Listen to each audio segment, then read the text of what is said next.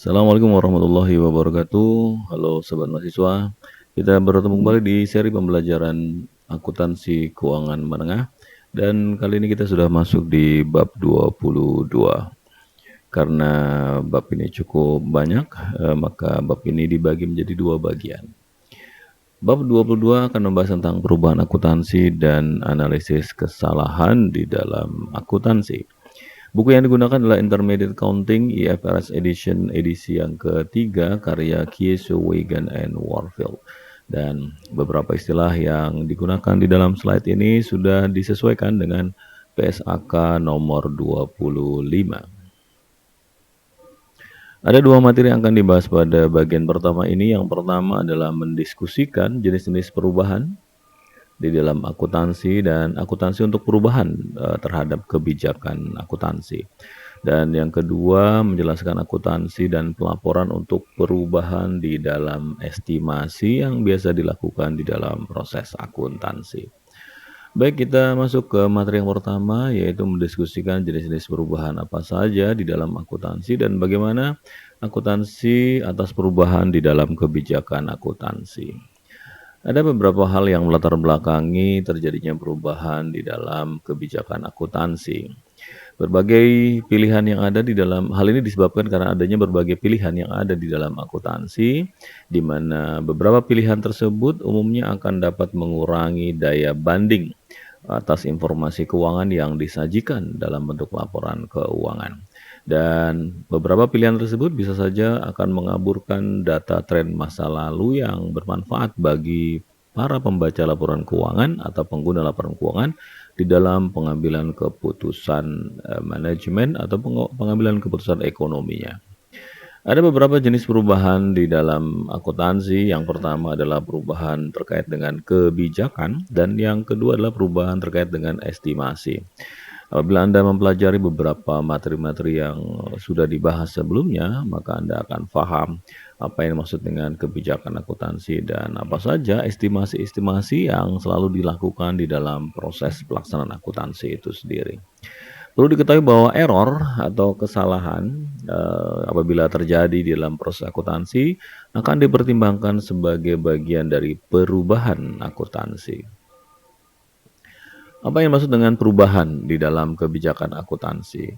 Nah, perubahan di dalam kebijakan akuntansi adalah suatu perubahan dari satu kebijakan akuntansi ke kebijakan akuntansi yang lainnya.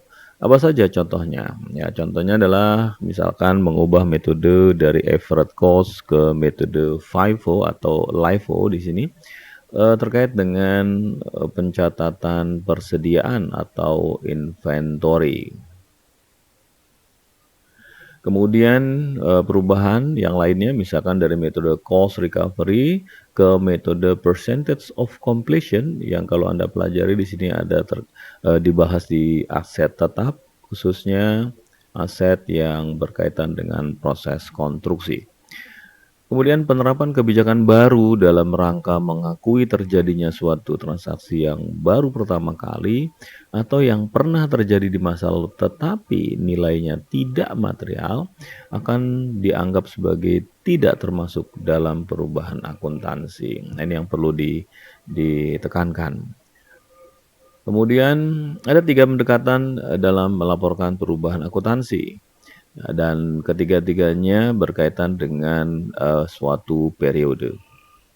Yang pertama, pendekatan pertama, perubahan akuntansi ini berdampak terhadap periode yang bersangkutan atau periode berjalan, currently periods. Kemudian ada pendekatan yang berlaku surut ke belakang, ini biasa disebut dengan retrospektif. Retro itu artinya mundur ke belakang ya atau balik ke belakang, retrospektif. Dan kemudian ada pendekatan yang lain yaitu berlaku ke depan, prospektif. Jadi prospectively atau in the future, jadi melihat ke depan. Sehingga nanti biasa kita sebut dengan currently adjustment, kemudian ada retrospective adjustment dan ada prospective adjustment. Itu istilah yang biasa digunakan di dalam penyesuaian atas perubahan dalam kebijakan akuntansi. Dan International Accounting Standard Board menetapkan bahwa penggunaan pendekatannya lebih cenderung ke yang retrospektif atau dengan kata lain melihat ke belakang. Meskipun nanti ada beberapa perubahan kebijakan akuntansi yang menggunakan pendekatan yang lain, yaitu pendekatan currently maupun prospectively. Dasar pemikirannya adalah pengguna laporan keuangan dapat memperoleh hasil perbandingan yang lebih baik dari satu periode ke periode selanjutnya apabila pendekatan yang digunakan di dalam perubahan kebijakan akuntansi adalah bersifat retrospektif. Kita masuk ke pendekatan perubahan akuntansi yang bersifat retrospektif. Perusahaan melaporkan perubahan akuntansi dengan cara menyesuaikan laporan keuangan untuk tiap periode masa lalu dengan menggunakan metode atau basis yang sama apabila menggunakan kebijakan akuntansi yang baru. Maksudnya adalah misalkan hari ini perusahaan melakukan perubahan kebijakan, contoh tadi misalkan dari satu metode ke metode yang lain, maka kita akan melihat dampaknya dari penggunaan metode yang lama. Misalkan penggunaan metode yang lama dilakukan 2 tahun yang lalu. Maka kalau retrospektif kita mengasumsikan bahwa di 2 tahun yang lalu apabila kita menggunakan metode yang baru hasilnya seperti apa. Dan kemudian kita bandingkan dengan penggunaan metode yang lama yang selama ini kita gunakan. Kemudian yang kedua melakukan penyesuaian atas nilai tercatat atau carrying value atau book value nilai buku dari aset dan liabilitas pada awal tahun dilakukannya perubahan. Jadi nanti dampaknya juga akan berpengaruh terhadap nilai tercatat atau carrying value.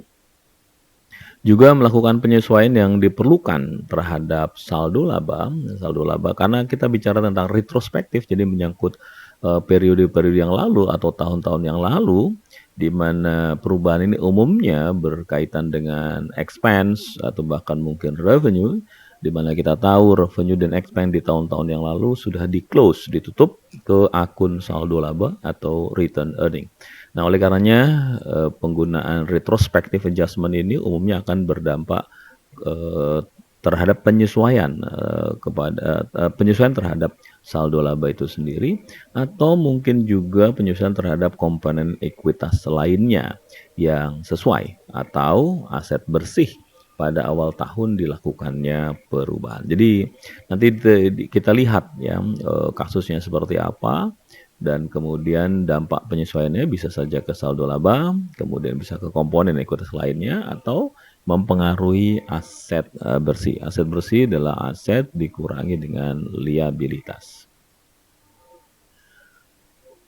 Ini adalah contoh perubahan akuntansi retrospektif yang terjadi pada kontrak jangka panjang, ya kontrak konstruksi jangka panjang. Bisa kontrak konstruksi jangka panjang atau kontrak yang sifatnya jangka panjang.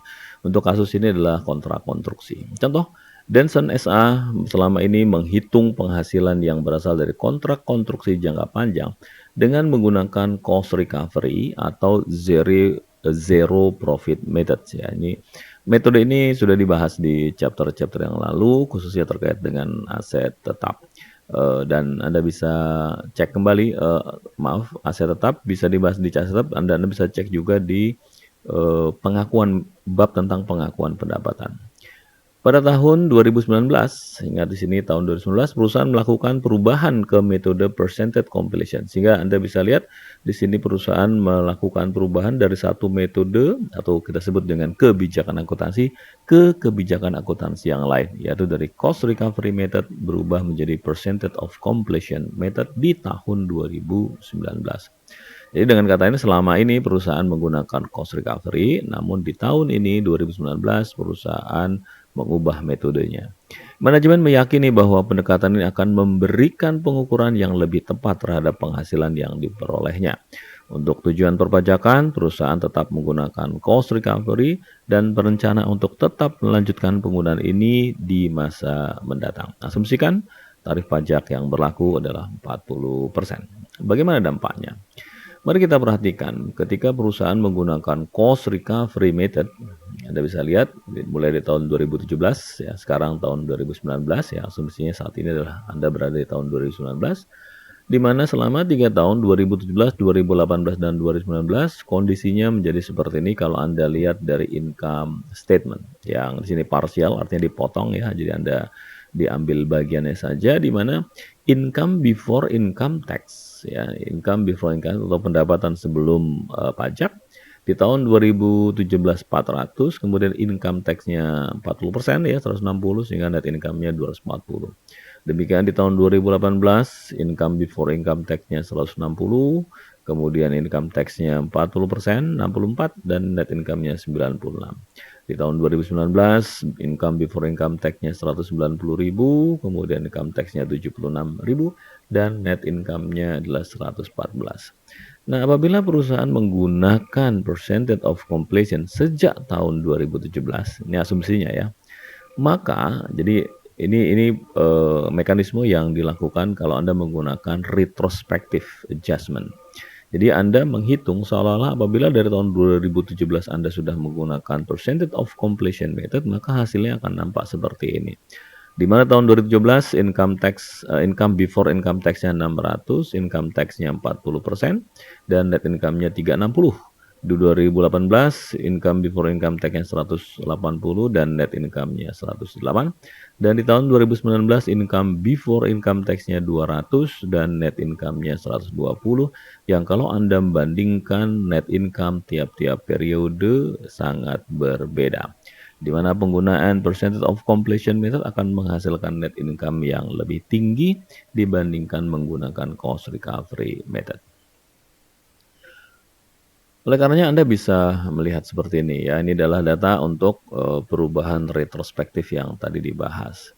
Di tahun tadi ya, di tahun 2000 atau sebelum ya, sebelum tahun 2018 dengan menggunakan percentage of completion tadi dari data tadi adalah 600. Kemudian di tahun 2018 adalah 180 dan total di awal tahun 2019 adalah 780, sehingga total di tahun 2019 adalah 200. Kemudian ini pre-tax ya, income from. Jadi pendapatan sebelum pajak yang berasal dari percentage, dan ini berasal menggunakan cost recovery. 400, 160, 560, hasil akhirnya 190. Perbedaannya Anda lihat di sini selisihnya 200 ini ya. 600 dengan 400 selisihnya 200, 180 dengan 160 selisihnya 20. Kemudian totalnya di sini Anda bisa lihat perbedaannya ada 220 merah. Artinya ada perbedaan yang lebih kecil ya menggunakan recovery dibandingkan dengan percentage of completion, dan selisihnya adalah 10 untuk total di tahun 2019. Sedangkan kalau Anda lihat difference income after tax ya, di sini after tax, di sini ada taxes-nya, Anda bisa lihat hasilnya seperti ini ya. Untuk tax efeknya di sini menjadi lebih besar 4.000 karena memang jumlah pendapatan menggunakan percentage of completion lebih tinggi, dan kemudian income effect-nya, net of tax-nya juga lebih tinggi 6.000. Nah, dari sini yang angka merah inilah yang Anda gunakan untuk melakukan penyesuaian. Jadi Anda catat construction in process tahun bisa proses, ada yang nyebutnya dengan in progress sebesar 220.000, kemudian deferred tax liability-nya 88.000, dan return earning Anda lihat sini masuk ke akun saldo laba atau return earning sebesar 132.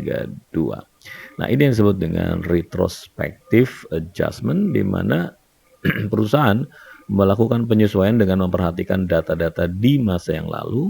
Kemudian dari selisih yang penggunaan dari dua metode itulah yang kemudian Anda tetapkan untuk melakukan jurnal penyesuaian.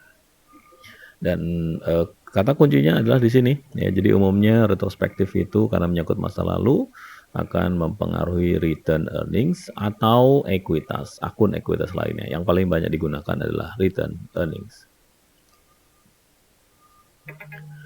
Ini adalah pelaporan perubahan di dalam kebijakan akuntansi.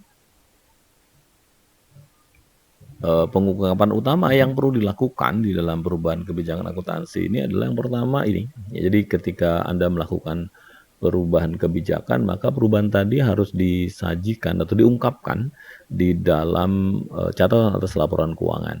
Apa saja yang perlu diungkapkan? Di antaranya ini sifat atau hakikat dari perubahan di dalam prinsip akuntansi tadi, kemudian alasan-alasan mengapa Anda melakukan perubahan kebijakan dari kebijakan yang lama ke kebijakan yang baru, dan dapat menyediakan informasi yang relevan dan reliable atau andal.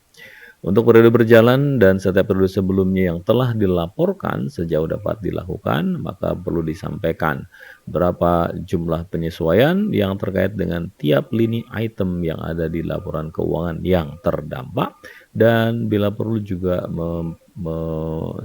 menyajikan atau mengungkapkan apa dampaknya terhadap EPS dasar dan EPS dilusian.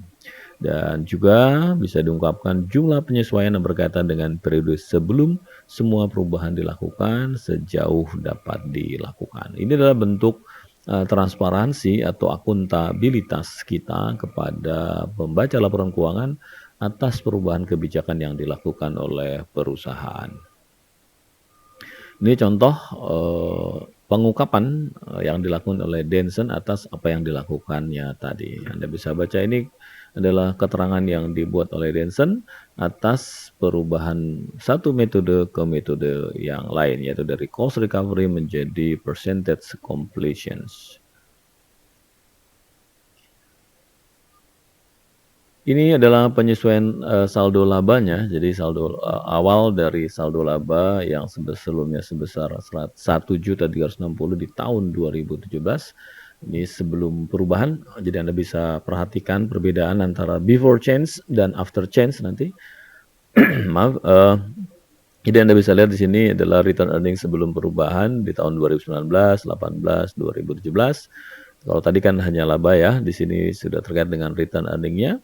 Dan kemudian return earning di tahun 1 Januari 2018 menggunakan percentage of completion adalah 1760, sedangkan return earning di tanggal 1 Januari 2018 apabila menggunakan cost recovery adalah 160, dan kumulatif efeknya adalah perbedaannya adalah 120.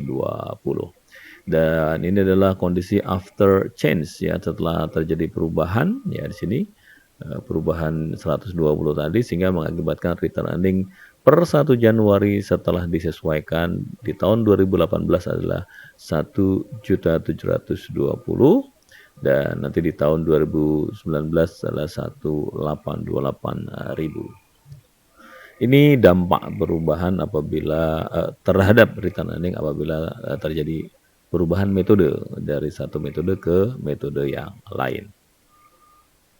Kita lihat contoh yang lain. Cherokee Construction Company mengubah metode akuntansinya untuk kontrak konstruksi jangka panjang dari cost recovery ke percentage of completion di tahun 2019. Untuk tujuan perpajakan, perusahaan menggunakan metode cost recovery dan tetap akan melanjutkan penggunaan metode untuk periode selanjutnya. Ini adalah satu petunjuk, lakukan penyesuaian seluruh konsekuensi perpajakan ke akun deferred tax liability. Dan di sini sudah dikasih petunjuk untuk dampak perpajakannya digunakan akun deferred tax liability. Ini adalah data, jadi mirip seperti perusahaan Denson tadi. Ini adalah pre-tax income apabila menggunakan percentage of completion, dan ini kalau menggunakan cost recovery, dan ini perbedaannya. Jadi Anda bisa perhatikan hal ini. Dan kemudian ini tadi datanya. Kemudian dengan asumsi pajaknya adalah 35%, apakah jurnal yang harus dibuat untuk penyesuaian pencatatan akuntansi atas perubahan dalam prinsip akuntansi ini yang terjadi pada Cherokee? Kemudian berapakah nilai laba bersih dan saldo laba yang harus dilaporkan pada tahun ini? Asumsikan saldo laba di tahun 2018 adalah 100.000. Ini sama kasusnya seperti Denson, jadi Anda bisa lakukan perbandingan ya antara metode yang satu ya dengan metode yang lain, kemudian Anda bisa lihat selisihnya, kemudian dampak pajaknya seperti apa, dan net of tax-nya menjadi seperti apa. Sehingga dengan pola penghitungan sama dengan Denson, Anda akan bisa menentukan jurnal penyesuaiannya adalah seperti ini. Construction in process atau in progress 170.000, kemudian deferred tax liability tadi sudah disampaikan bahwa gunakan akun deferred tax liability, dan kemudian Anda lihat di sini ke return earning 110.500 ya. Jadi Anda bisa ambil dari mana datanya, datanya yang ini ya, data perubahannya ya ini, dan kemudian 110 dari sini ya. Caranya sama, jadi cara penghitungannya sama, saya tidak jelaskan lagi, Anda bisa cek di Denson tadi. Jadi Anda tinggal buat perbandingan.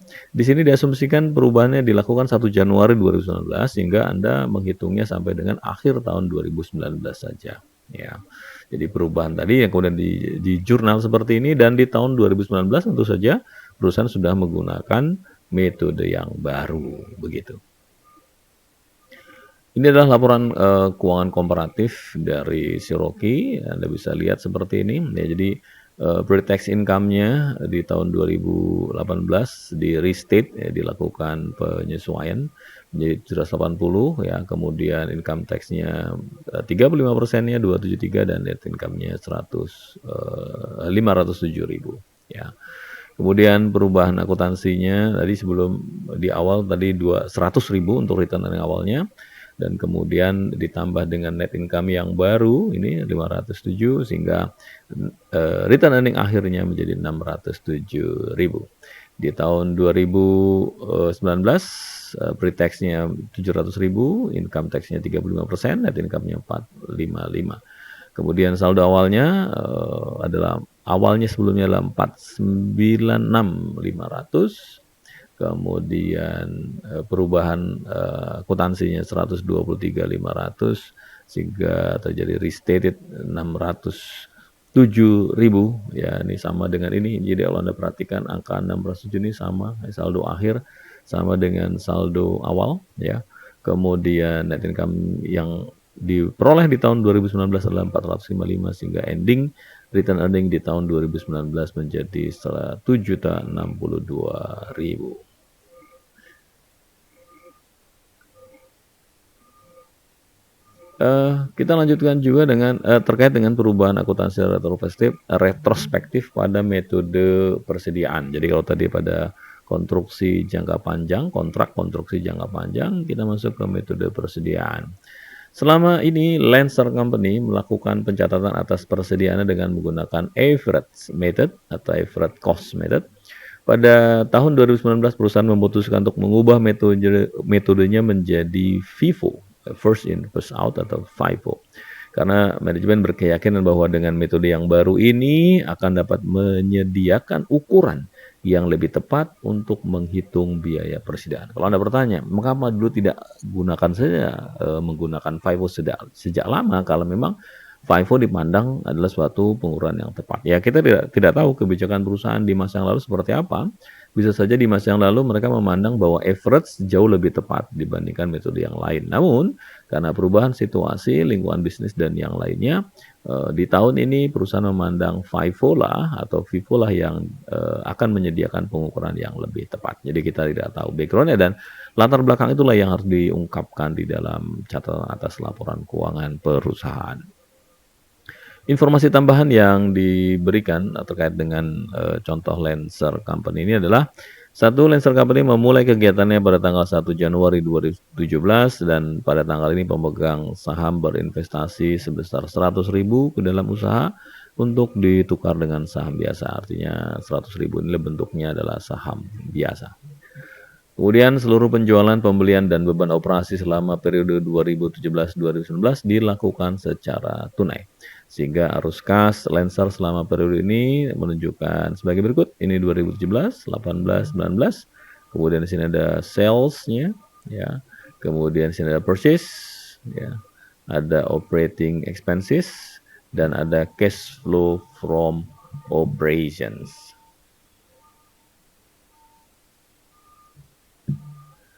Dan yang ketiga, sejak awal Lancer telah menggunakan metode average cost di dalam pelaporan keuangannya.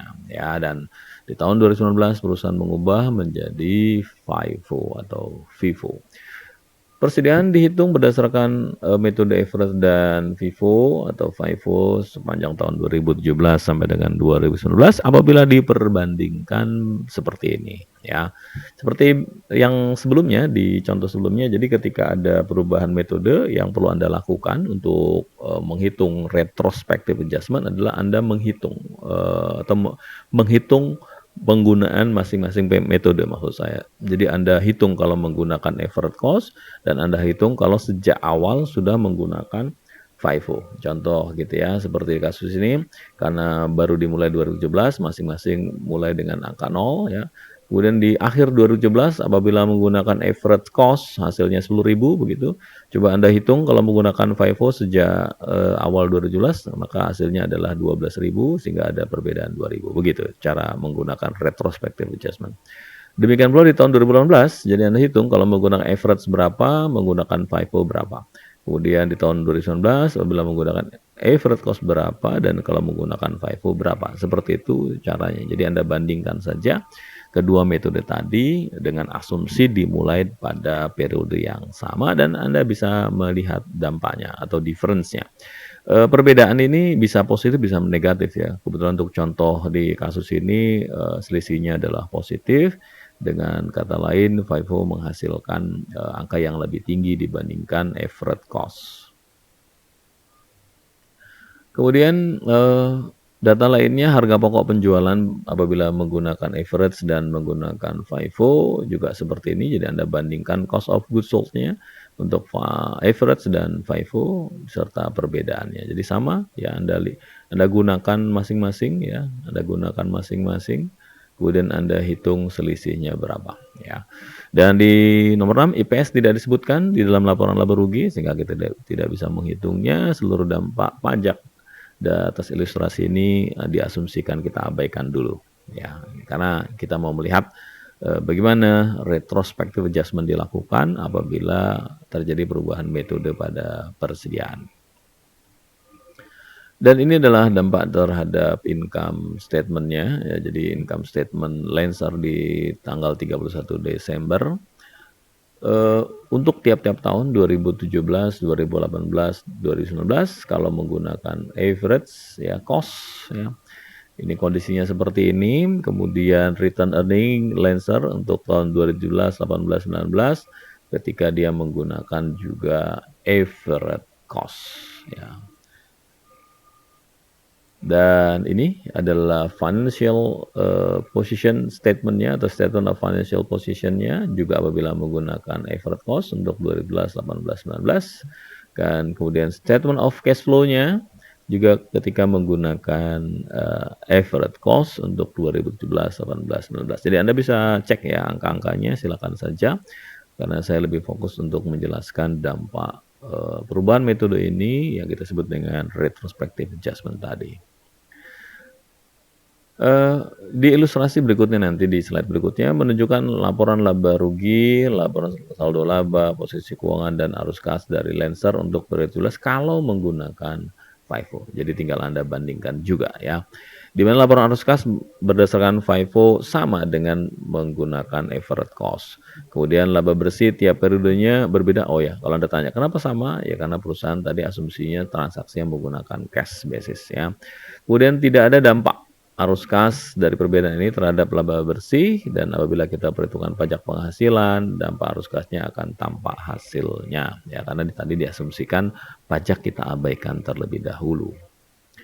Ini adalah data income statement return earning dari Lancer apabila menggunakan FIFO. Jadi nanti Anda bisa cek angka-angkanya, silakan Anda perbandingkan.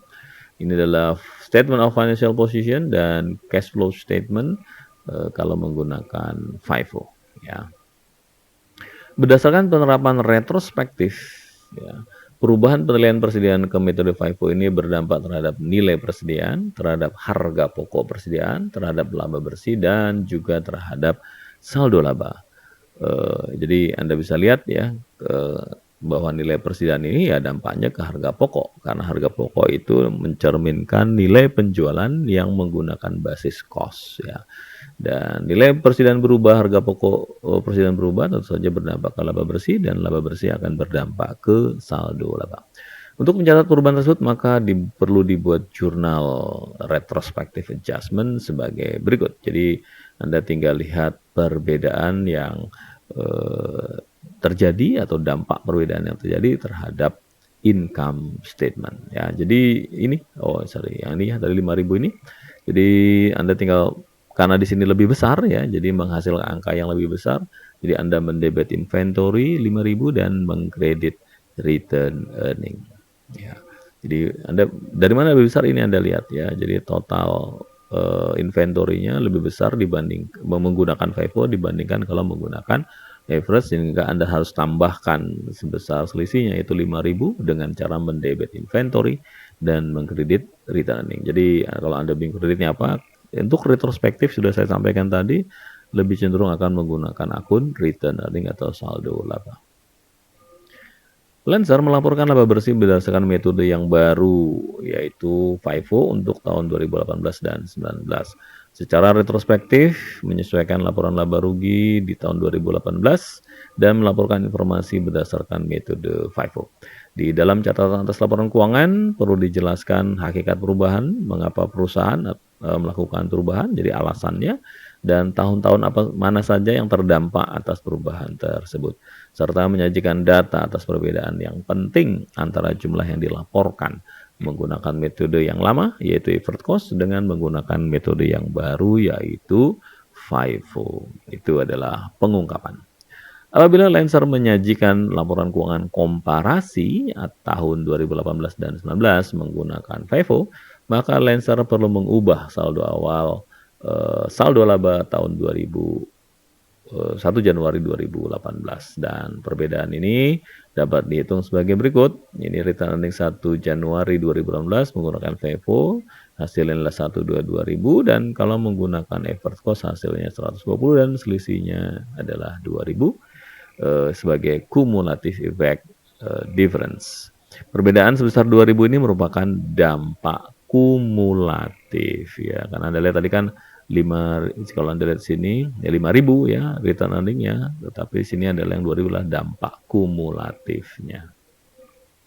Lancer menyesuaikan saldo awal saldo laba tanggal 1 Januari 2018 atas selisih laba bersih berdasarkan FIFO dengan laba bersih berdasarkan effort cost di tahun 2017, dan Anda bisa lihat di sini juga perbandingannya ya 2019 dan 2016. Return earning awalnya adalah 120, kemudian sini ada adjustment for cumulative effect on prior years of applying retrospectively the new methods ya, metode yang baru yaitu FIFO of accounting for inventory sebesar 2.000.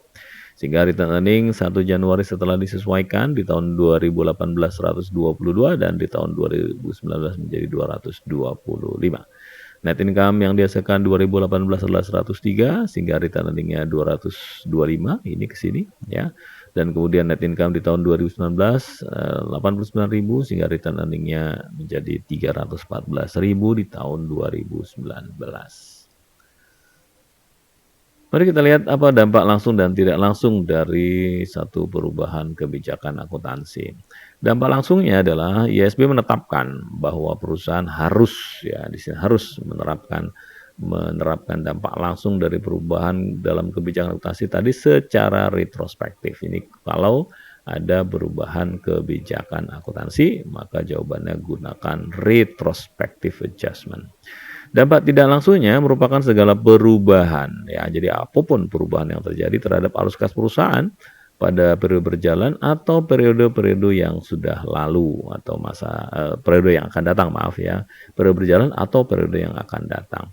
Yang terjadi karena dilakukannya perubahan dalam prinsip akuntansi yang diterapkan secara retrospektif tadi. Karena retrospektif itu kan melakukan perubahan di masa lalu, setelah itu sejak tanggal penetapan metode yang baru dan seterusnya di periode berikutnya sudah menggunakan metode yang baru. Ada beberapa hal yang dianggap ketidakpraktisan ya di dalam kebijakan ini. Perusahaan tidak harus menggunakan penyesuaian retrospektif apabila terjadi salah satu dari kondisi berikut. Jadi meskipun tadi dikatakan untuk perubahan kebijakan diharapkan menggunakan retrospektif, namun apabila ada ketidakcocokan begitu ya atau dianggap tidak praktis, maka Anda tidak harus menggunakannya. Yaitu ketika perusahaan tidak dapat menentukan dampak dari penerapan retrospektif. Jadi dengan perubahan metode ternyata sulit untuk dilakukan pengukuran. Kemudian penerapan retrospektif membutuhkan asumsi mengenai intensi, niat manajemen di masa yang lalu. Jadi harus melihat dulu yang tadi saya katakan, kalau misalkan tadi di Lancer, kasus Lancer bahwa menggunakan FIFO dipandang bisa memberikan pengukuran yang lebih tepat atas persediaan dibanding menggunakan average, maka pertanyaan sederhananya adalah mengapa dulu tidak menggunakan metode FIFO gitu. Nah, kita tidak tahu intensi manajemen pada tahun-tahun yang lalu itu seperti apa. Kemudian yang ketiga, penerapan retrospektif membutuhkan estimasi yang signifikan bahwa perusahaan tidak dapat berkembang. Ya, ini asumsi saja. Nah, kalau ada tiga hal ini, salah satu dari tiga hal ini yang tidak dapat dipenuhi, maka bisa tidak menggunakan retrospektif, tapi menggunakan pendekatan yang lain. Apabila kondisi di atas tadi terpenuhi, jadi salah satu ini sulit lah kira-kira begitu. Jadi kondisi ini kondisi yang menyebabkan sulit menggunakan retrospektif, maka perusahaan bisa menggunakan pendekatan yang lain yaitu prospektif. Jadi melihatnya hanya ke depan. Yang sudah lalu tidak dilihat lagi ya. Jadi move on. Yang lalu biarkan saja, tapi kita hanya lihat dampaknya ke depan saja. Kita masuk ke tujuan pelajaran yang kedua yaitu perubahan estimasi di dalam akuntansi. Ingat tadi adalah perubahan kebijakan, jadi satu metode ke metode yang lain. Kemudian ada perubahan di dalam akuntansi yang lain yaitu perubahan estimasi. Kita tahu bahwa beberapa pencatatan saldo-saldo pada sebuah akun didasarkan pada estimasi. Mengapa dilakukan estimasi? Ya karena kita tidak bisa menetapkannya secara pasti karena menyangkut kondisi di masa yang akan datang. Contoh beberapa estimasi yang Anda kenal di dalam akuntansi, yang pertama adalah piutang tak tertagih atau bad debts, di mana kita tahu perusahaan menggunakan beberapa metode estimasi untuk menghitung piutang tidak tertagih. Di antaranya ada yang sekian persen dari sales, ada yang sekian persen dari account receivables, dan bahkan beberapa perusahaan menggunakan aging schedule, di mana angkanya akan menghasilkan angka yang berbeda-beda karena semuanya adalah sebuah estimasi. Jadi kita mengestimasi berapakah piutang yang tidak bisa ditagih di masa yang akan datang. Tentu saja kita tidak bisa memastikan piutang tak tertagih masa yang akan datang karena bergantung pada kondisi-kondisi yang memang terjadi di masa yang akan datang. Kemudian juga berlaku untuk persediaan yang usang, inventory yang obsolescence. Kita juga tidak bisa menetapkan berapakah nilai persediaan yang kemungkinan akan obsolescence, akan usang. Karena itu juga menyangkut kondisi di masa yang akan datang. Persediaan obsolescence ini umumnya terkait dengan IT, misalkan laptop, handphone, dan sebagainya yang ketika perusahaan memproduksi dalam jumlah yang banyak, maka mereka harus memperkirakan. Ketika terjadi perubahan teknologi yang lebih baik, maka berapa persenkah persediaan kita yang kita miliki saat ini akan usang. Kita tidak tahu, semuanya tergantung di masa yang akan datang. Yang ketiga, masa manfaat dari nilai sisa aset atau residual value, ya, termasuk juga useful life. Ini juga tidak bisa kita tetapkan di awal. Semuanya dilakukan berdasarkan estimasi. Ketika Anda beli kendaraan, Anda beli mesin, Anda mengestimasi masa manfaatnya. Apakah jumlah manfaatnya akan sama dengan prediksi? Kita tidak tahu, tergantung bagaimana Anda memanfaatkan mesin atau peralatan tadi. Kalau Anda tidak melakukan pemeliharaan, mungkin saja masa manfaatnya akan lebih pendek.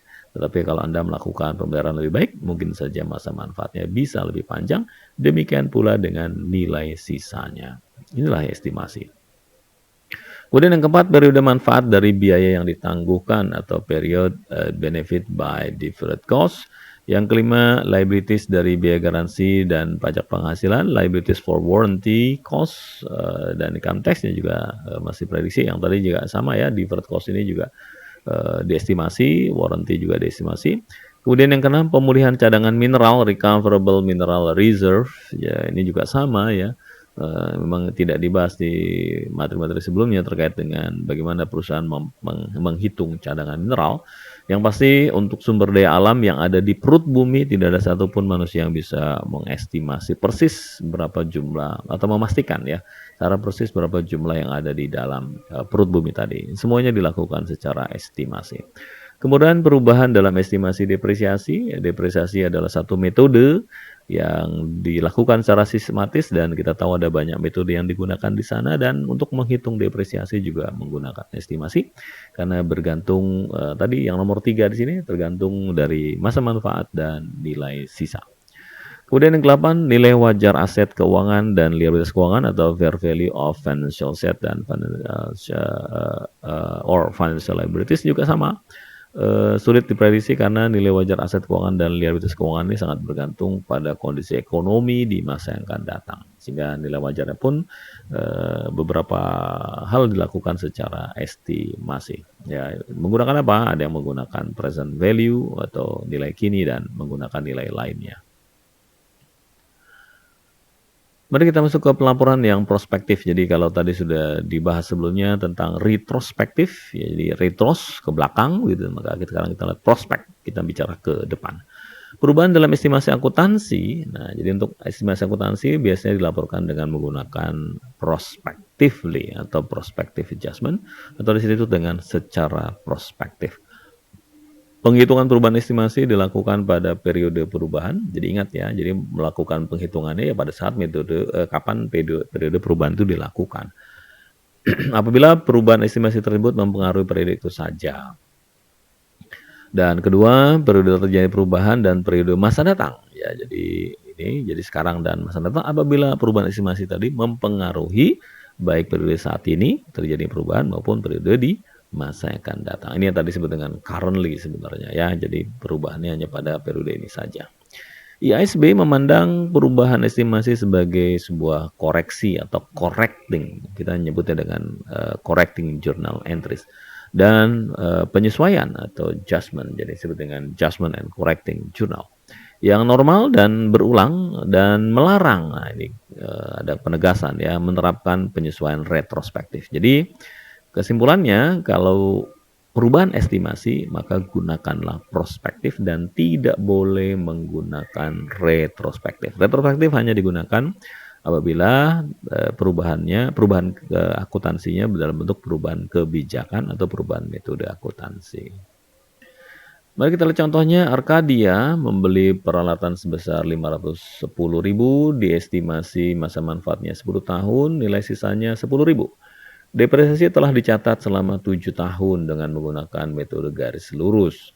Di tahun 2019 atau tahun ke-8 dari 10 tahun ya, perusahaan menetapkan bahwa jumlah masa manfaat seharusnya adalah 15 tahun. Jadi dilakukan penghitungan kembali, ternyata masa manfaatnya masih bisa 5 tahun lagi dari 10 tahun di masa yang akhir. Atau kalau dari sekarang berarti masih, ini kan akhir tahun di tahun ke-8 ya. Maka berarti masih ada berapa? 7 atau 8 tahun lagi ya. Dengan nilai sisanya juga berubah, nilai sisanya sebelumnya 10.000 menjadi 5.000. Nah, pertanyaannya adalah apakah jurnal pencatatan yang diperlukan untuk memperbaiki beban depresiasi di tahun-tahun sebelumnya? Apakah ada? Gitu pertanyaannya. Kemudian hitung beban depresiasi di tahun 2019. Ingat, karena ini adalah perubahan estimasi, maka atas jumlah yang sudah dicatat di tahun-tahun yang lalu tidak perlu dilakukan jurnal, no entry required ya. Jadi nggak perlu dibikin jurnal karena kita bicara prospective adjustment. Sehingga untuk melakukan adjustment atas perubahan estimasi ini Anda tinggal hitung saja berapa hasil penilaian penggunaan metode depresiasi yang baru ya. Di sini equipment cost-nya 510, residual value-nya 10. Ini yang sebelumnya depreciable base-nya 500 dan sebelumnya Anda gunakan garis lurus ya, menggunakan straight line method. Jadi Anda tinggal dibagi 10 tahun, annual depreciation-nya adalah 50.000 dan sudah dilakukan selama 7 tahun. Ya, sehingga total depresiasi yang sudah dicatat beban depresiasi adalah 350.000 dan ini akan tercantum juga di akumulasi depresiasi ya. Sehingga nilai buku per 31 Desember 2018 atau di awal tahun ke-8 hasilnya equipment-nya 510, accumulated depreciation-nya 350 dan book value-nya adalah 160.000. Nah, angka ini yang boleh kita pakai ya. Kemudian book value-nya tadi 160.000, diperkirakan residual value-nya apabila tadi ada ya, yaitu 5.000. Ini hitung untuk tahun 2019 sehingga depreciable base-nya adalah 155.000 ya. Dan kemudian useful life-nya tadi berubah ya, dari 10 menjadi 15 dan sekarang akhir tahun ke-8 berarti masih ada 8 tahun lagi ya, 5 tambah 3 ya. Jadi sekarang ini kan awal tahun ke-8, 8, 9, 10 berarti 3 tahun ditambah 5, 8 tahun. Sehingga Anda tinggal bagi saja karena metodenya sama ya, metodenya tetap metode menggunakan straight line method. Sehingga hasilnya adalah 19,375 dan ini yang akan Anda gunakan mulai di tahun 2019 sampai dengan 8 tahun ke depan ya. Jadi Anda tinggal catat saja tahun ini dan seterusnya dengan mendebit depreciation expense 19,375 dan accumulated depreciation 19,375 dan terus berlaku sampai akhir masa manfaat. Ini disebut dengan prospektif. Nah, pertanyaannya mungkin Pak bagaimana kalau metode depresinya berbeda? Nah, kalau metodenya berubah dari straight line ke metode yang lain tentu saja Anda harus menggunakan model yang retrospektif karena perubahan metode depresiasi itu adalah perubahan kebijakan akuntansi. Suatu perusahaan harus mengungkapkan hakikat dan jumlah dari perubahan dalam estimasi akuntansi yang memiliki pengaruh di dalam periode berjalan atau diharapkan memiliki pengaruh pada periode mendatang, kecuali dipandang tidak praktis untuk mengestimasi dampak tersebut. Ini yang harus diungkapkan di dalam catatan atas laporan keuangan. Perusahaan tidak perlu mengungkapkan perubahan dalam estimasi akuntansi yang dilakukan sebagai bagian dari operasi normal seperti penyisian piutang tak tertagih atau persediaan yang usang, kecuali perubahan tersebut bersifat material. Jadi pengungkapan ini memang sifatnya kebijakan ya. Jadi perusahaanlah yang bisa menentukan mana yang perlu diungkapkan dan mana yang tidak harus diungkapkan. Demikian materi yang pertama dari bab 22. Nanti kita akan bertemu kembali di pembahasan bab yang sama untuk bagian yang kedua.